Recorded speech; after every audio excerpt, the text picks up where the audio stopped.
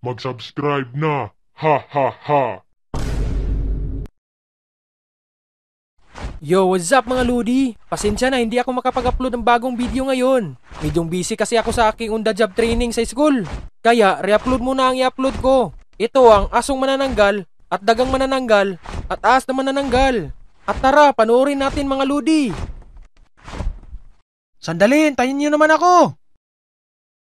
Aba ulok, kanina pa tayo naglalakad, 2:00 na ng gabi. Malayo pa ba ang bahay ng lolo mo? Huwag kayo mag-alala mga pangit, dahil nandito na tayo sa magandang bahay ng lolo ko. Mga buwisit kasi kayo, nadamay pa ako sa kalokohan nyo. Eh kung hindi ka sumama sa amin, sure ako ikaw malilintik ng mga magulang namin. Ha. Tama, buti na lang sumama ka sa amin, kasi kung hindi, mata mo lang walang latay. Kita mo ba yung dala ng tatay ko na poste? Ihahampas yun sa'yo. Inasa na ba yung lolo mo? Wait lang, ako bahala. Tao po. Tao po. Lolo, ako ito yung pinakapogi mong apo. Lumabas ka dyan.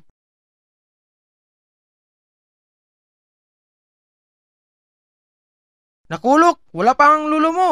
Saan kaya yun? Oo nga ulok, wala pa ang lolo mo. Baka nandun sa bundok. Bundok sa ulo mo. Ah, basta, nandyan lang yan. O, sagbo, alis ka dyan. Okay, master. Ha. Lolo, labas ka dyan. Kanina pa kami nagantay dito. O, sino kayo mga iyo? Lolo, ako po ito, si Ulok, apo nyo. Sinong ulok?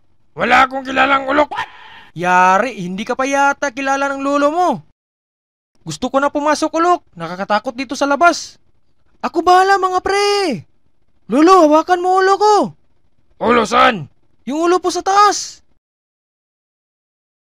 Aba, ikaw ang aking apo na si Bulok.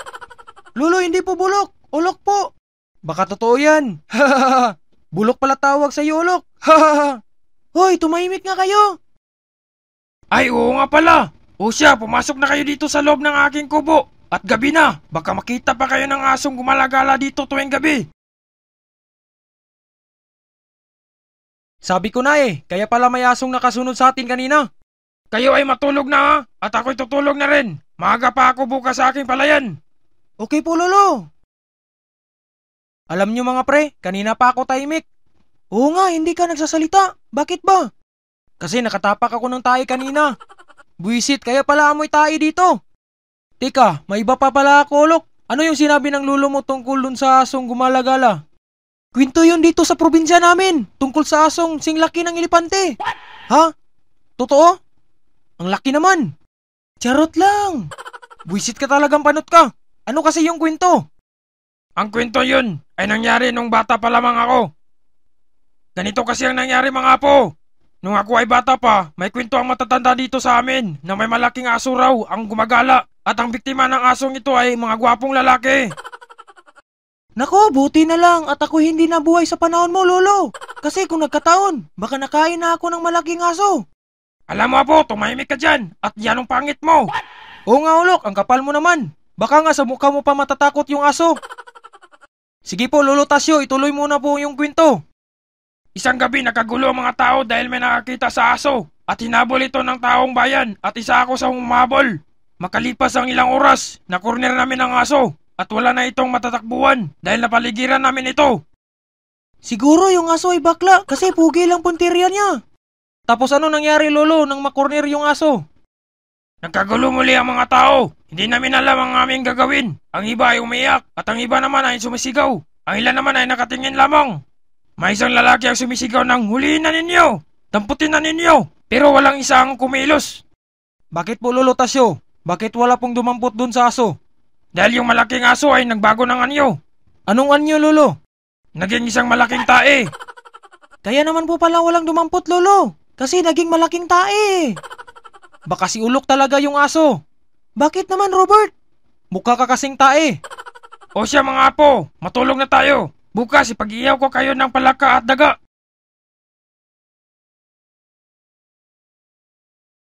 Uy mga pre, kamusta tulog nyo? Ako? Okay lang. Nanaginip pa ako kagabi. May marami akong babae kasama. Naku Ulok, ikaw na naman. Walang katotohanan. Totoo naman. Dapat sumama ka sa panaginip ko kagabi. Uy, chill lang kalbo. Haha, oo, totoo na. Ayaw nyo maniwala. Baka gusto mo, yampas ko to sa ulo mo.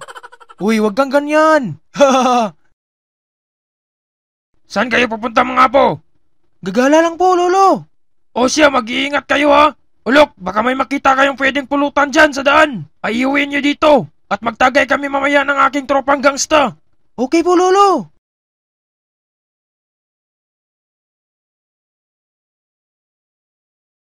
Hoy, Ulok, hindi pa ba tayo uuwi? Malapit na gumagabi. Nga pala, Robert, kamusta na kaya si Mr. J. Pablo? Naku, Ulok, okay lang yun. Baka sa next video, magpakita na siya. Mabuti naman, pre. Miss ko na siya eh. Ako din, pre. Miss ko na siya. Ano, pre? Uwi na tayo? Mamaya na tayo umuwi, Robert. Nag-i-enjoy pa yung tatlo. Sige, sige. Maya-maya na tayo umuwi. Hoy, pasali nga kami dyan ni Panot.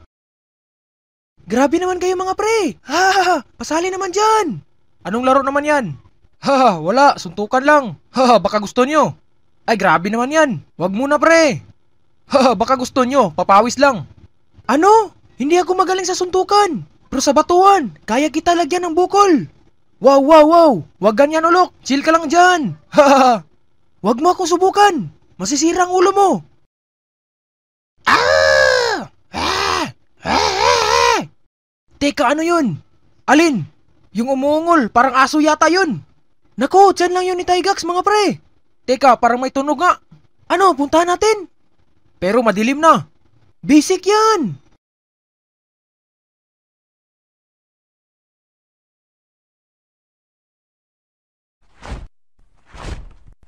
Ano yan? Parang double yung laki niya sa pangkaraniwang aso. Oo nga, kasing laki ng inahing baboy ni Lolo Tasyo. Di totoo yung kwento sa atin kagabi ni Lolo Tasyo. Bakit? Ano bang akala mo? Akala ko kasi nagbibiro lang si Lolo Tasyo. Naging tayo kasi yung aso. Anong gagawin natin? Hintayin ba natin maging tayo ulit yan? Magtago muna tayo dito sa puno. Tapos hintayin natin kung anong mangyayari. Sige, sige. Wow! Wow! Wow! Pwede ko siguro muna iiwan dito itong kalahati ng katawan ko. Maghahapunan muna ako sa bayan.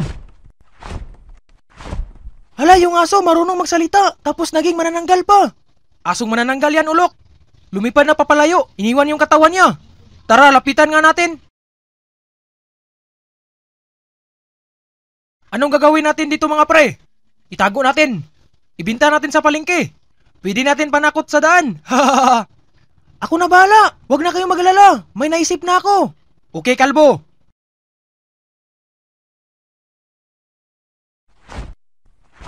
Up! Up! Up! Au! Nasaan na yung katawan ko?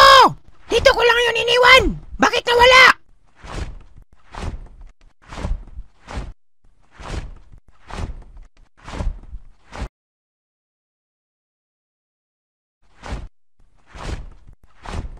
Alam namin kung nasaan ang katawan mo. Asong manananggal na nakakapagsalita.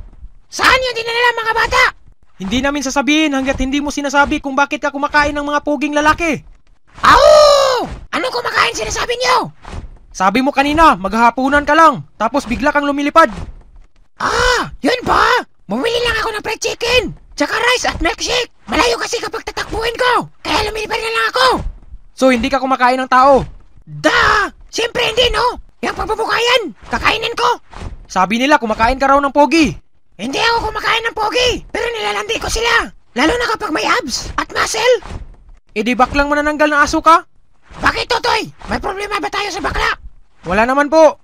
O ngayon, ako naman ang sasagutin niyo. Saan niyo tinago yung kalahati ng katawan ko? Nako, sorry po. Au! Bakit ka nagsusuri, kalbo? Yung kalahati mo po kasi, binigay namin sa mga magiinom. Kailangan po yata nila ng pulutan eh. Ano? Wop, wop, wop! Pinupulutan na yung katawan ko! Opo eh. Mga buwisit yung bata! Kakainin ko kayo! Kahit hindi ako kumakain ng taong pangit! Takbo mga pre! Buwisit kayo! Ginawa niyong pulutan yung kalahati ko! Hanap ka na lang po ng bago! Shut up, kalbo!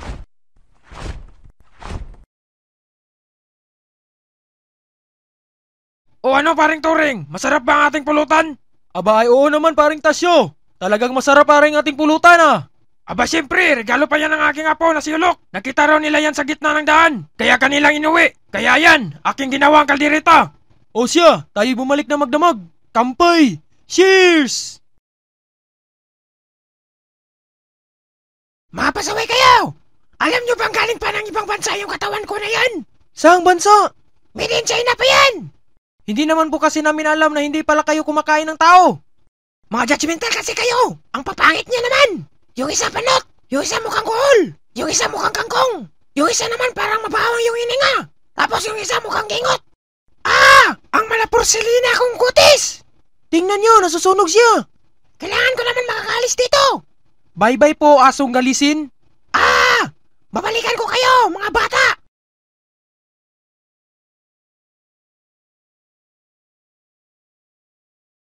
Uy, pre! Haha! Nagbibenta ka pala dito! Abay, siyempre naman, pre! Para naman may pangbiling alak! Walang iya ka, pre! Haha! Anong walang iya? Ayaw mo bang magiinom tayo maghapon? Uy, pre! Sure naman! Haha! Ang sarap kaya nun! Saktong-sakto! Malamig ang panahon ngayon! Haha! Oo nga, pre! Yan ang maganda sa ating magtutropa! Nako, pre! Baka magalit ang asawa mo! Ginagamit mo lang yung negosyo pambiling alak! Mag-invest ka naman! Huwag kang mag-alala! Takot yun sa akin! Kaya stay put lang yun! Yun ang totoong asawa! Oo naman, pre! Uy, bata! Ano bilhin mo? May paba kayong manok? Meron naman, Totoy! Pili ka lang! Ah, gusto ko yung panay kanan sana. Walang iyang bata ka! Itong suntok ko! Tatama sa kanan mo! Grabe ang lamig ngayon, no? Oo nga, Robert eh. Para yung jowa ko ngayon ang lalamig na. Teka, may jowa ka? Bakit, Bert? Ano ba sa tingin mo? Sa tingin ko'y wala ulok. Bakit naman? Wala ka bang bilib sa akin? Wala eh. Ang pangit mo kasi. Hahaha. Okay lang pangit, basta hindi ako katulad ni Mando. Yanong baho na isang linggo nang walang ligo. Bakit ba kasi hindi ka naliligo, Mando? Huwag niyo akong pakialaman. At yanong lamig, parang may yelo yung tubig. Sus! Palusot ka pa kahit naman hindi malamig. Hindi ka talaga naliligo. Pero parang umulan nga ngayon ng yelo sa Philippines. Grabe kasing lamig, no? Ulok, payag ka uulan ng yelo? Abay, oo naman. Pangarap ko kaya umulan ng yelo dito sa barangay natin. Sige, pero payag ka yung yelo nakabalot sa plastik. Hahaha. Naku, kawawa si Ulok, Bert. Bukol-bukol yan. Ang kintab pa naman ng ulo. Walang iya ka talaga, Robert. Ulan ng yelo naka-plastic. Pwede ba yun? Patawa ka talaga. Boom! Sapol! Yan ba yung sinasabing hulog ng langit? Bagay talaga sa'yo, Ulok. Kapag may bukol, mukha kang kabuti. Tumahimik ka dyan, Mando. Mukha kang ang panis na lugaw eh. Parehas pa kayo ng amoy ng hininga ni Tygax. Speaking of Tygax, nasaan nga pala yun mga yun? Pati si Sagbutan, wala ngayon. Nako, Robert, may lagnat ngayon si Tygax. Hindi mo ba alam? Talaga? Tinatablahan pala yun ng lagnat? Bakit, ano ba nangyari? Kilala mo si Mang Tupir? Oo, yung magiinom? Oo, kasi nagtitinda yun sa palengke ng paa ng manok eh. Itong si Tygax bumili ng paa ng manok. Eh anong ginagawa ni Tygax? Abay, bumili ng 1 kilong paa ng manok. Yung panay kanan daw ang gusto eh. Ayun, nainis si Mang Tupir. Binigyan ng kanang suntok. Kaya pala nilagnat. Loko talaga si Tygax. Abay, kahit ako naman ang bilhan ng paa ng manok, sabay puro kanan, ay anong hirap maghanap ng panay kanan. Baka bigyan ko rin siya ng kanang aprikat. Eh, si Sagbutan, bakit wala? Si Sagbutan naman, baka hindi pa yun nakakauwi hanggang ngayon. Ngik, bakit naman? Kasi kasama ko siya kahapon para bumili ng pritong manok sa tindahan. Tapos, anyari ba?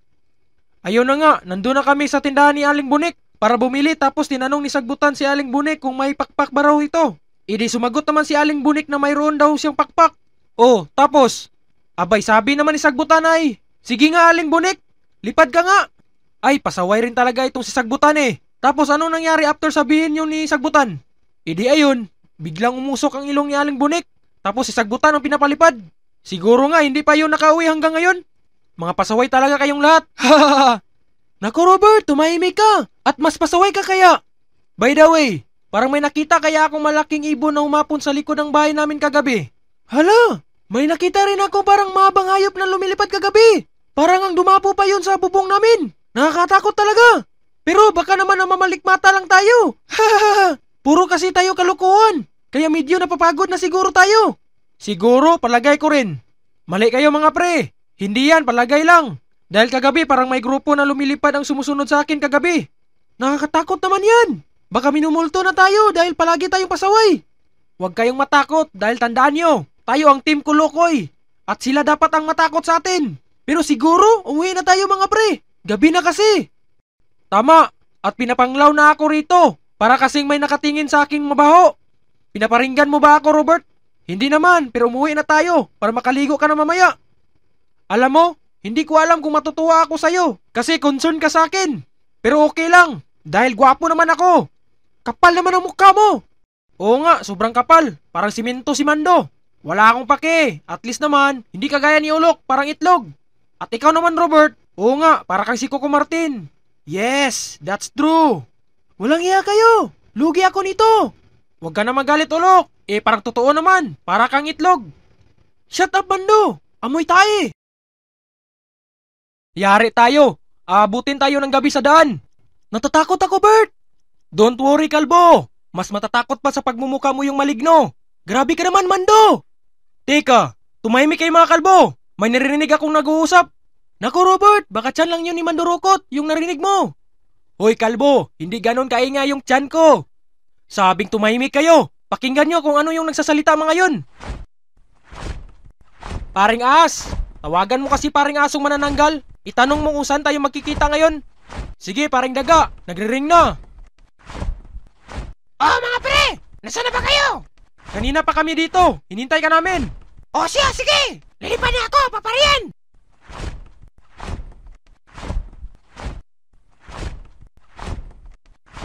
Oy pre, ang bilis mo nakapunta. Abay siyempre, ahas to eh. Nako, saan mo nilagay ang buntot mo? Doon sa bahay ng ibon. Pero sip lang yun. Ikaw ba? Ako? Nasa poste ko nilagay. Haha, sip din yun. Nako mga pre, may ahas palang manananggal. Walang iya. Hahaha. Nako, nakakatakot tingnan. Nako, huwag kang matakot. Ahas lang yun.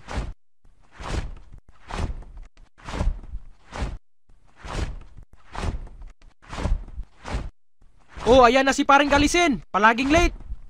Sorry mga pre! May dinaanan ng akong chicks! So, anong plano? Bakit mo ba kami pinatawag? Magpapatulong kasi ako sa inyo mga pre! Hanapin yung mga bata nang babuli sa akin last time! Walang problema, pre. We got you. Tapos tayo, mga pre. Tayo yata yung sinasabihan nila. Buti pa, umalis na tayo dito. Baka mahuli pa tayo eh. Magandang idea yan, Panot. Teka, asa na si Mando? Kanina pa tumakbo. Walang iya na yun. Iniwan na naman tayo. Basta ganitong sitwasyon, palagi lang tayo naunahan sa pagtakbo. Tama na, sasatsat mo, Panot. Takbo na. Kayo pala yun ha? Yari kayo sa akin ngayon! Sila ba yung nambubuli sa'yo, pre? Oo mga pre, sila yun! Huwag silang patakasin.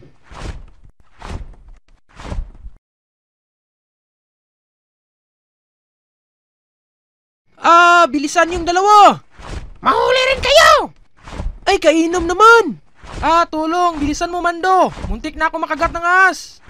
Mga pre, huwag niyo akong iwan. Walang iya kayo. Huwag kang matakot, Ulok. Daga lang yun. Anong daga? Ikaw yung daga. Huwag na kayo mag-aaway. Ang importante, makatago tayo ng maayos.